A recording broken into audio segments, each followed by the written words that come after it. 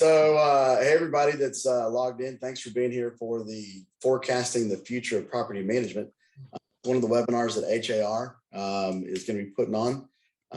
Today, we've got with us Jeremy Conaway, one of the chief strategists for HAR. For those that most of you probably have heard of him, seen him, been connected to his research in some ways, but he's responsible for monitoring and researching many of the current events, circumstances and directions of the North American real estate industry as a whole. He spends quite a few hours every day going through a voluminous amount of publications and research. And he is responsible for generating for the board of directors approval with HAR, the annual objectives and coordinating them and implementing those objectives. Some of his clients are the leading industry thought leaders and decision makers and stakeholders. So Jeremy's going to be here to talk to us. If you have questions, go ahead and put them in the chat box, and we'll kind of get to some of those at the end. Probably have 4 or 5 questions at the end, depending on how long we go. If there's a point of clarification in the middle, just let us know. So thank you attending the webinar. Jeremy, go for it, man. Good afternoon. I guess it's good morning or good afternoon here. Sure. Anyway, well, thank you all for attending. I'm really excited about this since Rita asked me, and so I did a little extra.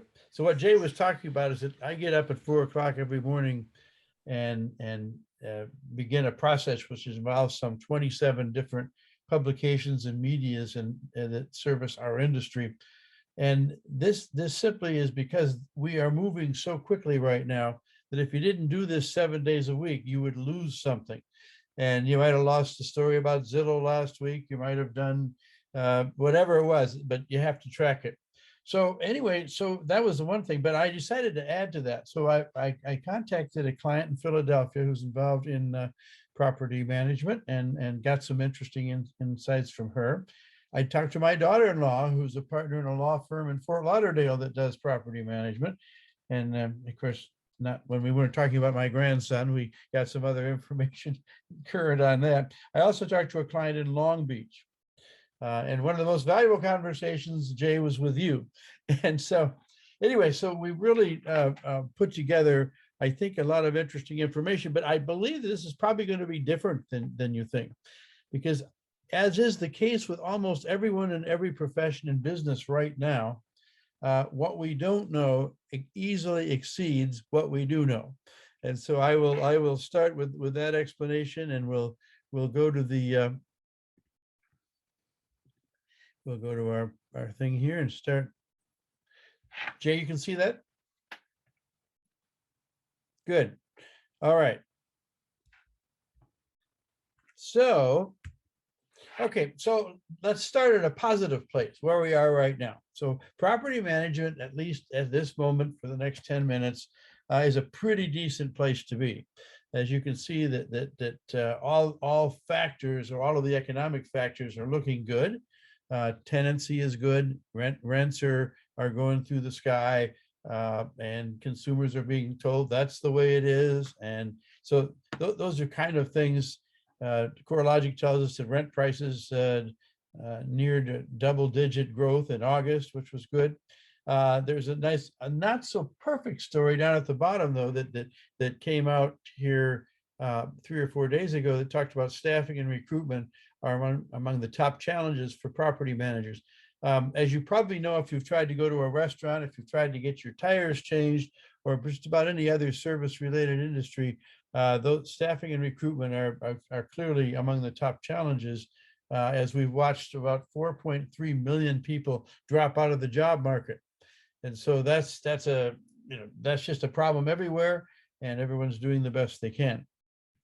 So what we're here to talk about is the changes. Since you all know where you are today, the question is, where are you going to be next week, next month, and in 2022?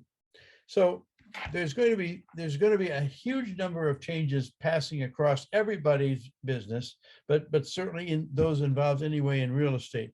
So there's 3 prime causational factors. Now, don't moan quite yet, because this is really important that you understand how how complex this is. So you'll, as we get into the actual changes, you'll appreciate that more. So first of all, there's three. The first one is pandemic-related changes. Now, keep in mind that the pandemic has now occupied the best part of 2 years. And before the medical side, if you will, or the mental health side of it is done, it will have probably taken up the best part of 3 years, but just short of 3 years. So it's important to keep in mind that this is not something everyone's acting now that it's all over and it's all over. And so for the last 2.5 years, I've been associated with a group of disaster psychiatrists out of Johns Hopkins University in Baltimore. And we talk every Tuesday morning. We spend the whole morning on the phone, and there's 7 psychiatrists and me. I didn't tell them I was a lawyer. That probably would have stopped that. But anyways, and we talk about what's happening. And we have a model that we started using 2 years ago, and it has proven to be devastatingly true. So we'll talk about some of those changes here in a few minutes. The second issue is organic related changes. So during the 5-year period leading up to the pandemic, a significant number of venture capital investments, technological achievements, emerging new business models, cultural developments, and cultural transitions occurred before this started. So in the fall, in the summer of 2019, our world was already going 90 miles an hour. And when what basically happened was the pandemic took out many of the blocks. Everybody thought, well, didn't that stop everybody? No, it didn't. In fact, quite the opposite. It allowed the organic related folks to focus on what they were working on, and that allowed them to change even faster. And the third thing is just the velocity of change and the issue of consolidated change. So what happened was, we already had, when we started this back at the in 2020, we already had a headway of incredible change going on in the whole housing related industry. The pandemic brought on a whole nother list of changes, and so these changes started coming together. And what happens when they do that is, first of all, you have consolidation, and then secondly, change moves faster because there's just more things supporting it. So when we talk about the changes that are occurring, understand that there's an incredible amount of velocity behind these things. Now let's talk again about the pandemic, because right now there's a massive misunderstanding about where we are on the pandemic. So many of you live in places where there's a hurricane, because you live in Houston. We do hurricanes in Houston. So there's 3 sections to a hurricane. There's the warning side of it. That's where everybody says, okay, it's going to be here this week, next week, tomorrow, this afternoon. And we go through that whole anxiety issue of when is it going to go? Where is it going to hit? Maybe it won't hit here. Maybe it'll just go to Galveston and stop. But at some point we go to the second phase, and that's the actual storm itself. Now that storm may last 2 hours. It may last 2 days. Whereas our recent one, like, it rained for 3 days. But the point is that that's the actual storm. And there's a whole set of anxieties and activities connected with surviving the storm. When the storm is over, it goes into the third phase, which, for want of a better word, we could call the cleanup phase. And you say, well, how long does that last? Well, it lasts a lot longer than the warning phase, and a lot longer than the actual storm. And it can last a matter of years. There's places that still aren't cleaned up since the last hurricane in the greater Houston area. All right, so using that we understand, now let's go back and look at the pandemic. The pandemic is simply a different kind of storm. And there was the lead up to, what are those people doing in China? How can't they solve that problem? And my God, now next thing we know, somebody's got it in Washington, and someone dies in Northern California. And we began building it up. And then finally, depending on what dates you want to choose, somewhere in early, probably January, February of 2020, we hit off it goes. And now we're in, and we went through that whole experience. we thought the experience was pretty much over last spring. That all right, we got through that, and then along came, you know, the variances and we weren't through that, and we all suffered, but we got to put the mask back on, et cetera, et cetera. And now that we're down to about 15, we've been steady for the last 3 days at 1,500 deaths a day. We're beginning to think, okay, now it's over. And this is where the problem lies, because no, just the first 2 stages are over. The third stage is like the hurricane, we now have to clean it up. The difference is when a hurricane hits, we can understand all of the collateral damages and set about solving that. The problem with a pandemic is we don't know. We've never dealt with COVID-19, and we have no idea what all the collateral effects are. So let's take just sort of another look at that. Now, in terms of reading assignments, and by the way, I assume they're going to make this PowerPoint available to you. You might find it helpful. If nothing else, you can punish your children by making them watch it. But anyway, the fact is that the experts, this came out in February, but the Pew Research Center is one of our primary sources. They do some of the best research on all kinds of stuff anywhere in the country. But you'll notice when you look at this, what stands out is experts say the new normal in 2025, and most people don't get beyond that thinking, what, is there going to be another pandemic? And the fact is, no, there's not. That's right now, they're saying they believe that if we do what we have to do, that we will be done with the pandemic cleanup sometime in 2025. And until then, we will be in the process of discovering, maybe on a weekly basis, new things that happen. Now, again, this part of the presentation could be given to a group of surgeons, a group of dentists, a group of lawyers. It's for all of us, but it also includes people in property management. You will go through this same experience. So the first thing to come to grips with is you're going to have easily 2 more years of discovering things that happened and trying to solve things that are happening. And it won't be a fun experience by and large, but it's important that for those people who think it's all over and that by Christmas time we'll never say the word pandemic again, that's just not true. And it's not true in property management as well. So understand that when pandemics sweep through societies, they upend critical structures like health systems, medical systems, education systems, economic systems, class structures, race relations, institutional arrangements, communities, and indeed, yes, even the family life at your home. Now, if you went home there, we went home this afternoon, and you made a list of all the things you've changed in your life at home, you'd find it's an amazingly long list of things that you've changed to get through the pandemic.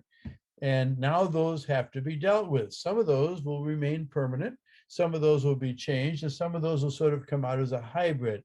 But keep in mind that every system in the country, including the real estate system, including rental housing, has got to go through that experience. And there's no book.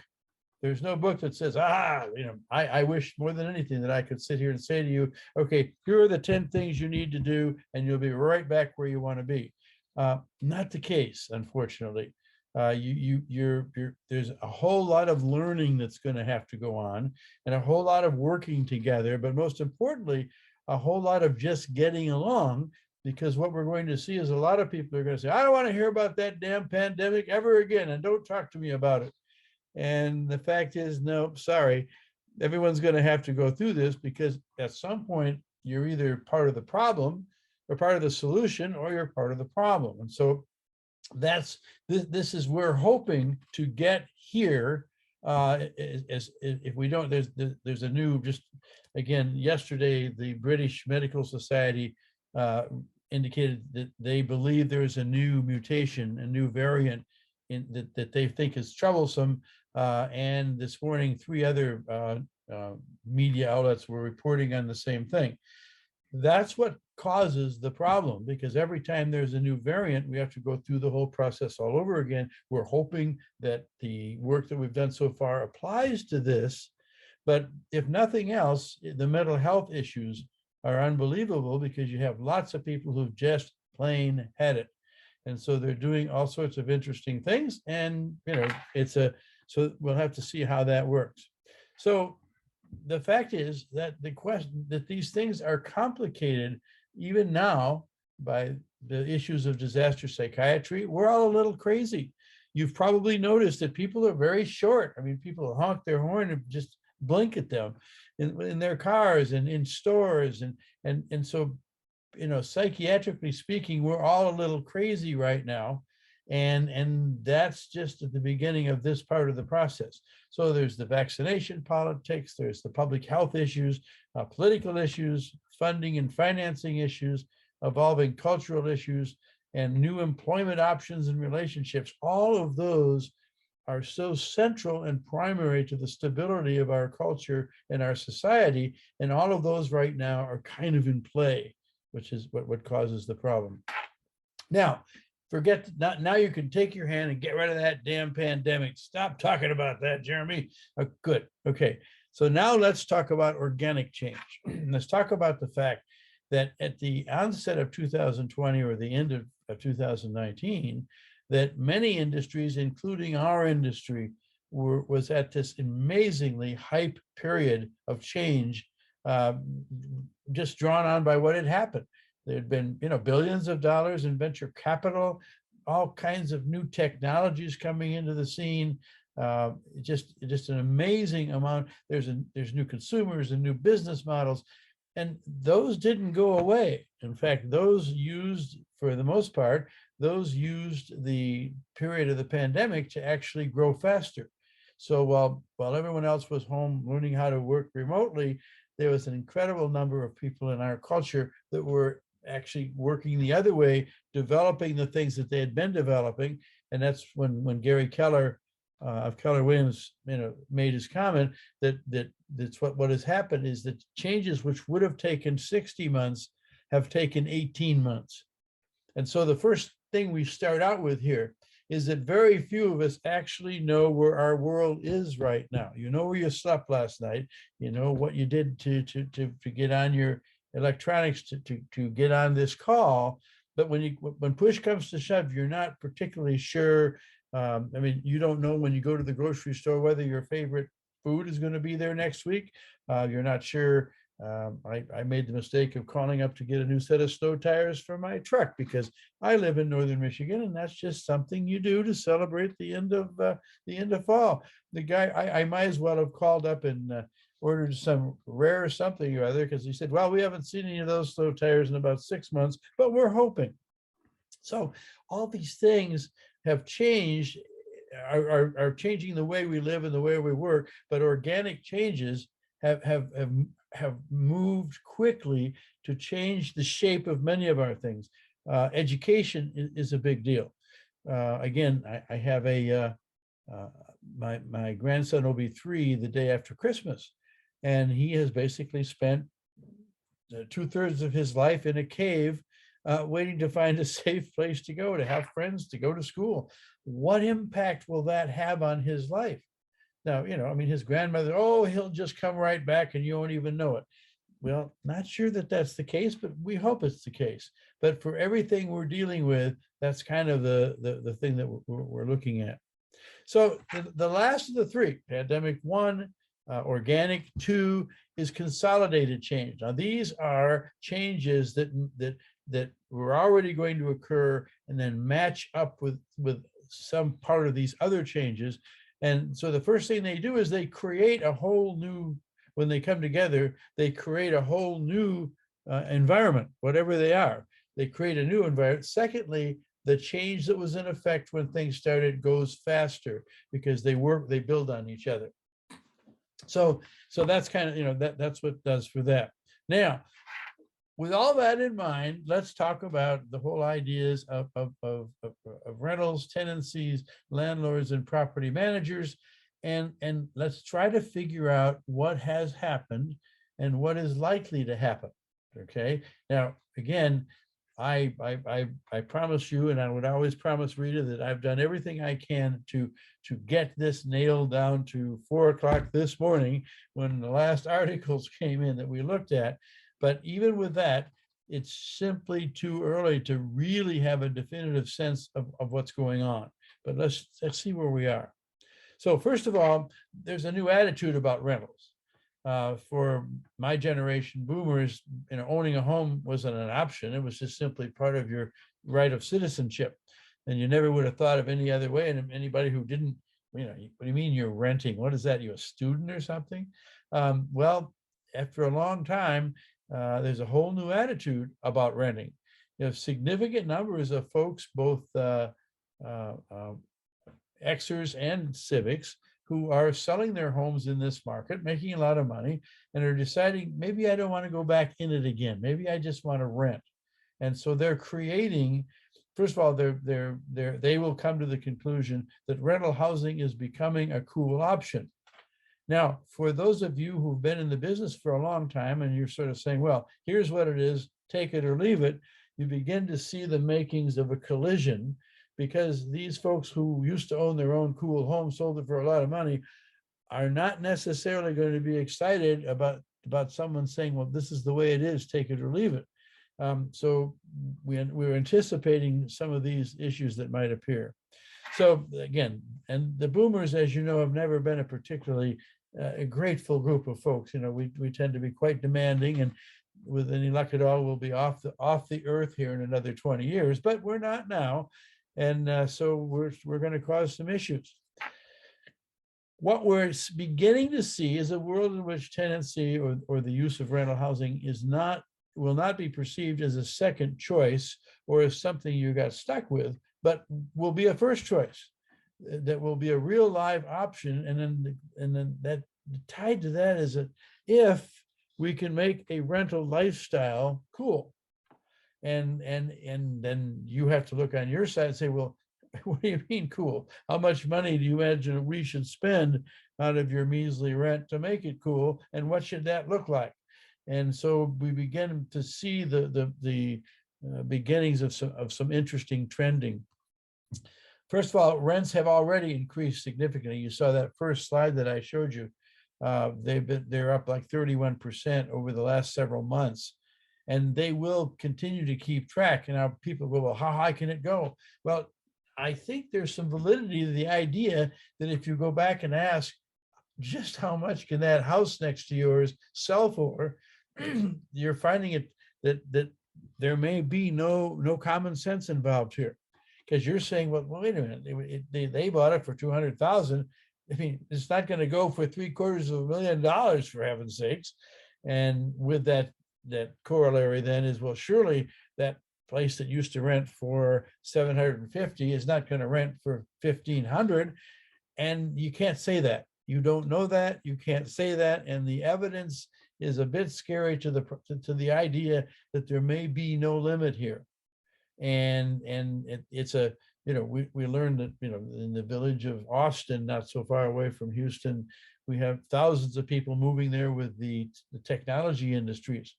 And the word came out this morning. So their median income on those jobs is $158,000 a year. Now, I'm not sure how many people who are watching this are fortunate enough to make that kind of money, but I suspect that some aren't. And if you went back and thought about, how do people mean? What are they scientists, brain surgeons? What are they? No, they're just people doing a function in an industry that's used to paying a lot of money. So there's space here. As much as it sounds ridiculous, rents are going to continue to increase. Now, is that good or is that bad? Well, that depends on whether you're sitting in this meeting or webinar as an owner or as an agent or however you are. In some cases, it'll be cool, but in some cases, it'll be difficult. Lease documents. So again, most lease documents have been drafted for the last couple of decades by the owners, the landlords, the property managers. And this is the lease. We're not going to change it. This is what we do. It's like going to get a mortgage. Here's the mortgage, take it or leave it. You need to recognize that the level of legal participation in property management will significantly increase. And one of the targets will be mortgage, I'm sorry, will be lease documents, which don't appear to be fair in the eyes of those of the on the tenant side. So you just need to know that that's going to be one of the issues. And my daughter-in-law is talking about, they already have a committee in their law firm which is set up to decide where they might recommend changing leases to make them more equal or more tenant friendly. So that's on that side of it. Okay. Just a minute. Okay, so now let's talk about the new tenant. This is all right. So this one's gonna, I'm trying to describe how the psychiatrists describe this. It's slightly more entertaining than how we do it as real estate professionals. But this new tenant is going to think, act, and demand like a consumer. Now, in many cases in property management over the years, there's been a servant master kind of relationship, with the representative of the owner being the master and not so much for the consumer. This consumer is going to annoy many of you by acting as if they own the property, and acting as if the fact that they're renting it makes them sort of a temporary owner. And that's going to bring with it a whole different set. And many of you who've been in the business for a long time are going to say, who the hell do you think you are, the owner? And they're going to say, no, we're the one who's paying the owner. And so both from a mental health and a legal side, you're going to be seeing a much more demanding consumer. This consumer, and especially to the extent that they came from a great lifestyle, are going to be focusing on lifestyle issues rather than economic issues. So yes, they know they're going to be paying you a lot of rent, maybe more rent than anybody's ever paid before, but they're also going to demand a lifestyle which you might not either emotionally or professionally be willing or interested in delivering. So you're going to see that conflict occur, and you'll see new properties or new projects coming into the marketplace who like sort of like the Del Webb idea when they went into the sort of the ultimate property management are their aging facilities where they have everything is about lifestyle. That's going to move its way down to less populous facilities and programs, and you'll just begin to, you shake your head. If I wanted to run a hotel, I would have run a hotel. But just understand that's one of the things that we're anticipating. Many of these folks will have previously owned, and many of them, by the way, will have previously owned some fairly illustrious properties. We're not talking about folks with little houses. We're talking about people who had some fairly nice houses that sold for a fair amount of money. Many of them may not be willing to accept some of the traditional pain points of being a tenant. Now, one of the exercises that you all need to go through in your companies is to begin to list out your pain points. Pain points are just those things which the folks who rent from you or through you find to be especially annoying, and you might just want to say, well, that's just the way it is. You rent now. You're not an owner. You just got to get used to that. Well, just keep in mind that the millennials went through that many times, and every time the millennials go through a pain point discussion so far, they've won. And so it's a good idea for you to have a good idea of what some of your pain points are in terms of your tenants and in terms of your relationships with them. And then just first of all, know what they are, and perhaps begin to think about how you might ameliorate some of those pain points. Now, again, if you're simply going to say, well, to hell with them, they can just go somewhere else. Well, that's not altogether impossible. There's a lot of new inventory out there. It's not a sensible shift in terms of our current post-pandemic atmosphere or environment. You really probably ought to figure out what your pain points are and where you might be able to change those pain points or make them less painful. And if you're working with people who are refusing to make that adjustment, you might want to come to grips with the fact that they ought not, that may not be your best partners moving forward.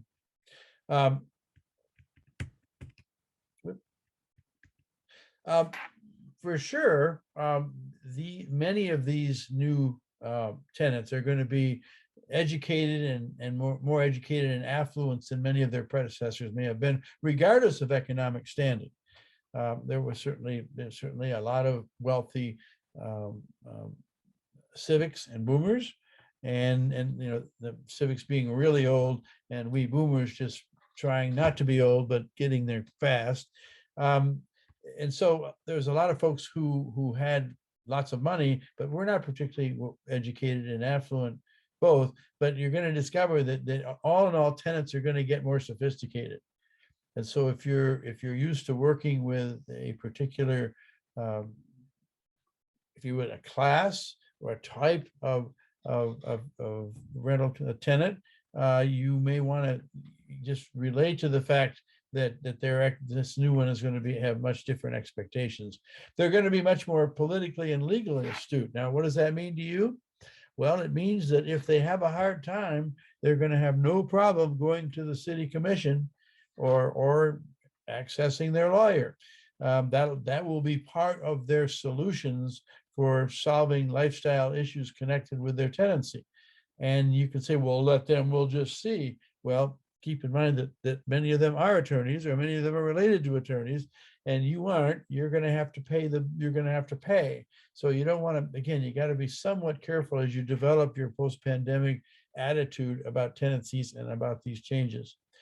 Many of these folks are going to have immediate access to legal counsel. I'll just say across the dining room table. Another thing that'll annoy you is how many of these folks are going to see the tenant-landlord relationship as a partnership. Again, you might go back to the master-servant stage of being in property management, and you may or may not be prepared to see them be wannabe partners. And that's going to be a hard thing for lots of folks to solve, but probably going to happen. These will be the folks who see the benefit of joining a neighborhood group or gathering together. That's what many of them have always done, is work together to solve community problems or lifestyle issues. And so they will have no problem in putting groups together. And again, it's easy to say, well, we'll just see how that goes. But you just need to know that if you're watching the weather patterns, the general weather pattern here is in favor of the consumer. So, okay, so now we've talked about the overall environment. We've talked about a new tenant. Let's take a look at the changing nature of rental properties. This is one of the most amazing things that we've ever seen in this industry, is the fact that hundreds of thousands of former residential properties are now being converted to rental properties by some of the largest corporations out there, who are spending hundreds of millions of dollars to buy these properties up. And indeed, this is sort of the iBuyer movement. You say, well, iBuyers sell those homes. Well, they're not selling all of them. And some of them they're holding back. There's a certain criteria. Some of them they're holding back to serve as rental programs, because they have the ability, they believe, to manage those programs. So there's a changing nature to that. And so I know in Houston up north, we already have two new single-family subdivisions totally given over to rental. We're going to see that more and more, because again, the rents are starting to look more like house payments. And there's also a couple of companies out there, Divvy is one of them, who will actually rent that to you and apply part of that to an ultimate purchase. So again, you just see these different ideas and different responsibilities as it kind of rolls along. Over the past several months, hundreds or thousands of existing properties have now become rental properties. And that's sort of interesting. Now, some of these have varying levels of serviceability. In some cases, the developer, the owner has the money to fix them up and make them like new. In other cases, not so much. And the assumption here is, well, people will rent this and they'll simply get what they get. And that'll be the difficulty. What you're going to see is standards emerge. And that's what happens when you have enough people in our society engaged in a common issue, that is dealing with rentals and dealing with tenants. There will be standards emerge. And some of these standards will be developed by you, and you might want to give some thought to having standards when someone comes in to complain and you're able to share with them. So these are our standards and we believe we're meeting those standards. That's a different situation when you're telling them to go cut bait. And it's a way different situation when you end up in some sort of litigation or a trier of fact. And when someone says, well, they don't have any standards. It is what it is, and they're all different. Courts don't like that. Courts, judges like standards. And so be thinking about how many standards you have and what those standards ought to look like. So, okay, so now we get to you folks, and it's this new empowered property manager. So first of all, record numbers of small-time property managers have sold out. The money was good. They decided, let's go with it. And so we're seeing a change in some of those, many of those properties are being incorporated into larger inventories and larger players, but some are still going to be in the hands of the small town folks. But the most likely replacement will be a large corporate entity who's undertaking to make lots of money, good money, more money than most of you made off of your properties anyway, moving forward. Therefore, these corporate managers are going to be monitoring value issues. Now, what happens here, and we're already getting some issues on here, and there's a government agency called the Consumer Financial Protection Bureau, CFPB, who will probably get involved. They just hired 30 new enforcement attorneys 2 days ago, and they're working on a lot of projects. You're not at the top of their list. But given the number of affluent and influential people who are about to become tenants, we will likely begin to see both standards and, where there are no standards, regulatory behavior to create standards. And so what a lot of these corporate managers will again decide that this is more like an owners group, like you have in a condominium, and that you can exercise. Those folks punish themselves worse than any manager could ever punish them. But you'll see that there's this idea that you just have to take a heavy hand in managing these folks. These people will, first of all, be using a lot more technology in their management, and they will be collecting information which will embarrass a lot of folks, in terms of how much, how many utilities your folks use, how many parking violations. Those information which may have been a distant memory will become part of will become a management tool. Something that's even more of concern is expanded use of surveillance technologies. So just like the police, who now have cameras on their bodies and in their cars, we're seeing more and more property management organizations begin to use cameras and monitor things first of all, under the aegis of security, but ultimately probably under the aegis of the reason for enforcement. And that's going to cause some problems down the road. So again, the rules are different. If you're a big corporation and you both manage and own the property, that eliminates a lot of licensing requirements and other sorts of issues.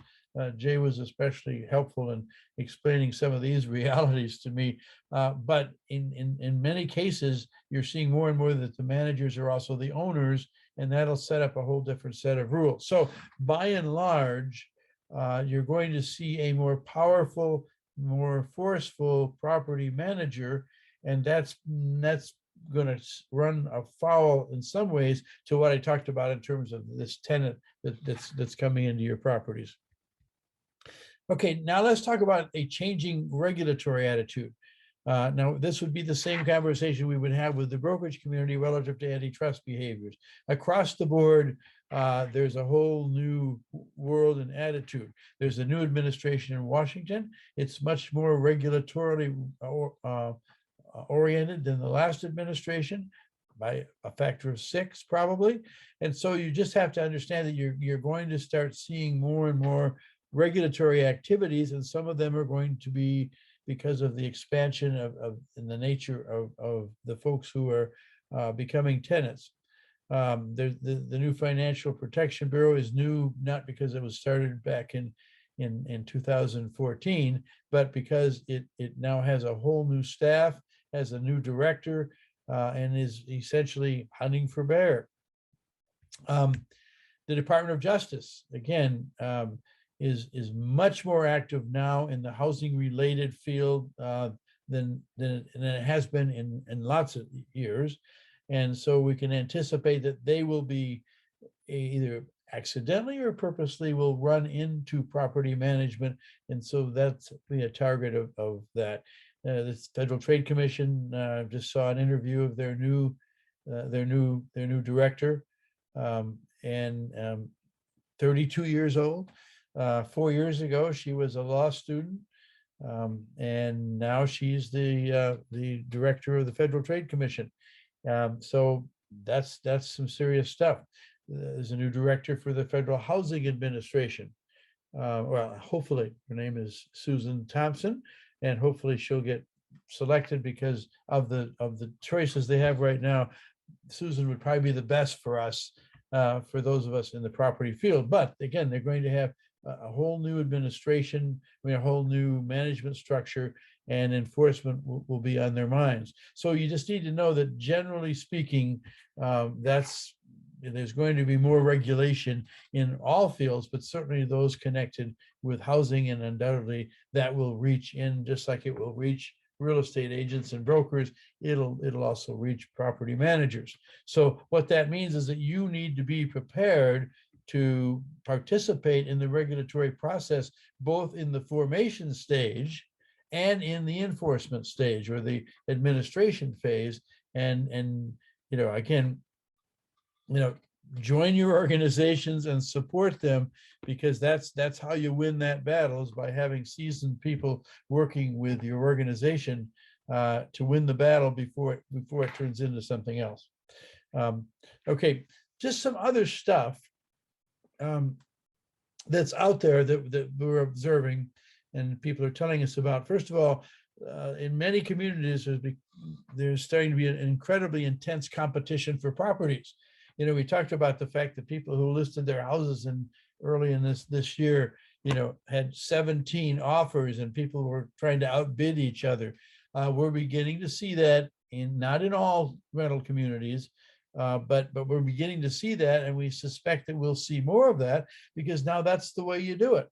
You probably never did that before, but that's today's consumers going to understand that that's the way you do it. So the second issue is climate change. As you know, the Glasgow conference starts in 10 days. And for the first time, everybody is now going, oh my goodness, because climate change is now one of the big 3 issues. It is topped most economic issues in terms of importance, but climate change is going to become an issue. And what happens as these events happen, as these tragedies, firestorms, all these different things, how does this affect the property management sector? How does it affect the rental ownership structure? There will be some change there. So again, you need to be watching that closely, because again, you have an administration in Washington that's going to be predisposed to perhaps a more tenant side issue than a landlord side issue, but just be aware of that. Jay was telling me about the 20-day rule and whether that's going to survive. I mean, the little niceties that when it was a mid-competitive field, the little niceties that you used to do, one by one, you may take those out now, because the competition, if someone's coming in and offering, X $100 more a month for the same property and the ability to start paying rent tomorrow morning at 8 o'clock, that may change a bunch of the rules. Some of this will be because some of these new tenants will be refugees from a failed purchase side experience. There are thousands of folks who tried their darndest to buy a home and were unable to do so, just couldn't compete in a high bid market, a highly competitive marketplace, and ended up not being able to buy for many different reasons, who are now going to go into your side of the equation. And some of them aren't going to be particularly nice. You need to be prepared for this failed purchase side refugee, and to see what they're going to do. So, all right. So that's what I discovered, and that's what I hope you're finding somewhat helpful. Now, what I had hoped to do is to look at our hold on here. Where is it? Before you ask the question, we do have another question come in the chat. It says, what is the 20-day rule? They're not familiar. Oh, Jay? Yeah. So it doesn't have a technical term. It's just more so in the past, when we had a qualified tenant, we would absolutely hold the property for 20, 25 days if somebody wanted to put up a deposit. Nowadays, that's too long to hold a property open for a landlord to get a qualified tenant in, because somebody may be ready to pay more and move in 7 or 8 days from now. Those trends, those luxuries of a tenant to be able to shop in advance and put a deposit down on a property 20, 25 days into the future isn't what it used to be. So new industry term, 20-day rule. So what in order to make this experience, are we still all right on time, Teresa? Well, Yes, okay. yes. We right. have plenty of time. All right. So the idea here is to say, okay, so this is what Jeremy took the plane up, flew around. This is what he saw. This is what's on the horizon. But between the horizon and yesterday, there's a whole nother zone that there are those of you who are discovering or having experiences, which I was hoping that if you thought about it, you could share with us and tell us things that you're seeing that you find weird or odd or different that we could add to our community wisdom.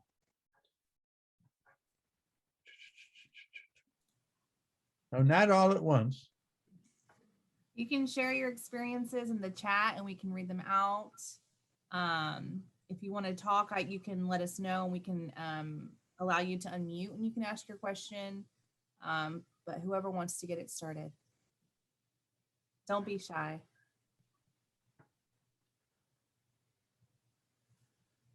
Nothing new. Whoa. Well, don't change anything, Jay. Well, exactly. Yeah. So something I'll share that I'd shared with you, I'll share with others. I recently turned down a tenant that had this is on a $1,600 a month rental. I turned down a tenant that had a 750 credit score, no criminal record, and made 5 times the amount of income needed to qualify for the property. And really, that's a wonderful tenant that you're looking forward to. And I turned them down because I had a tenant that had an 830 credit score or an 820 credit score, excuse me, and made 10 times the amount needed. And both of the applicants were people that had sold their house in a high market to make the money from it and were going into the tenant marketplace that they normally would never go into. Yeah. Okay. We also have Matt Dietz. He had raised his hand. So if you want to unmute Matt, you can make your comment or experience. Well, I'd love to do that. Are you saying that Jeremy can do that? He's on here. I'm just asking him to unmute so he can. Oh, yes. I was going to say. Yeah. I do it. Meanwhile, while we're waiting for Matt, we do have some in the comments. One person, Rita, said higher rents and multiple applications on one property. Michael Mingdon said poorly qualified tenants claiming to be employed, but turns out wasn't. Now, by the way, that's an interesting point. because in many people's minds, the definition of employment has changed. And so many people don't associate remote work activities with a real job where you go to the office. And so you could flip back the other way. So I think that that's another area in which you'll have to enhance your definitions to make sure that, do you get a regular check is the real test. And then Matt Dietz typed his question in the chat. He said, what about state regulation as opposed to federal guidelines? Okay, well, again, we're in the midst of that battle. I mean, again, there's so much politics in our life right now. And part of the politics is federal mandate versus government order, state government orders. And you may well be caught up in that same thing. And it's like employers are right now. Do you have a vaccination mandate or don't you? Is it enforceable? Is it not enforceable? So there's going to be some times we don't know what the specifics are, but likely there'll be some moments of confusion. Be sure that, again, the best thing is to make sure that you're in touch with your association's legal counsel, because they're usually right on top of that. Okay, great. And then we have Mike Minden also added shorter vacancy periods once listed, showed recent pay stubs of an employer denied current employment. New mandate from NAR stating we have to put property on MLS within 24 hours. Thoughts? Okay. What are your thoughts? Well, I'm not sure. You just made three points there. Which one? I think maybe on the new mandate from NAR stating we have to put property on MLS within 24 hours. Well, that's the cooperation policy.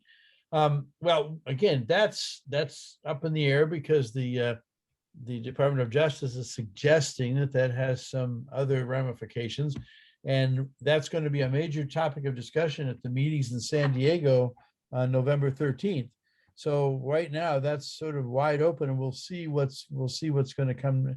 Hopefully there'll be some clarification by November 13th of how that comes down. But right now it's anything but clear. So it would not be appropriate for me to issue some wisdom from above because I'm not sure what the wisdom is. Okay, and now we have another comment from Paula. We are now seeing that people who did own are looking for properties to rent that have similar amenities that reflect higher end needs. They are very picky, but don't always have the credit due to losses over pandemic issues. Yeah, and again, that's nothing new. It's just in a new format because people always want more than they can, often want more than they can afford, and often want more than the rental community is willing to underwrite. So it's I'm thinking that when it's all said and done, there'll be compromise on both sides, but I doubt very much whether the average property management firm or owner is going to be able to recreate the relative luxury or options that ownership brings. Now, maybe they will, but my sense is if people really knew what their house cost them and converted that to a rent figure, they would be thinking totally different. I mean, they know what their mortgage payment is, but they have little or no idea what the real cost of a property is. And then to ask a rental owner to provide that same thing would be a shocking level of rent. So there's some education going on, and that's something that you also might want to be working on, is trying to figure out how to educate your consumer who believes they know everything about it because they used to own a house. All right, and then Matt Child says applicants who sold their homes expect to be approved immediately, and their agents move on to other homes while property managers are doing their due diligence in tenant screening. Yeah, again, so if you're on the sell side, you're on the purchase side. Right now, the big theme is the painless transaction. It's the immediacy. And you're seeing across the board, every aspect of a home purchase now is being automated or streamlined in some ways to make it faster. I mean, there are folks now promising a mortgage approval in 24 hours. The Rocket people have a whole new standard similar to that. So again, you can, well, we're not the mortgage side. Well, you have an option. What we're saying to you is that today's consumer is simply becoming more and more accustomed to a reduction in pain points. If the speed of your administrative processing is a pain point, you really ought to be thinking about how to solve that problem, because again, if you don't, someone will come along and do it for you, which is what's called disruption. And they'll use the pain point against you in being a competitor. So we no longer live in a world in which we can say, well, that's just the way it is, too bad. Not a good approach.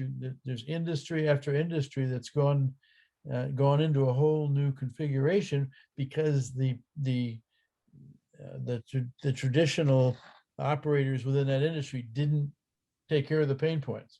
So if you're on notice that the time it takes property managers to clear people and qualify people, if you're following that same issue on the purchase side, that's sort of going to set your standard.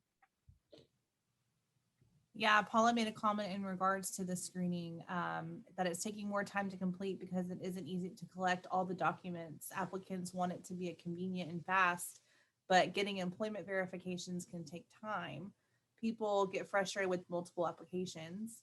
Although speed is important, we have seen a major increase of forged documents for income and employment, as well as theft of identification to qualify. Yeah, so these last three interactions nicely define that space. You have a demand on one side and a ability on the other.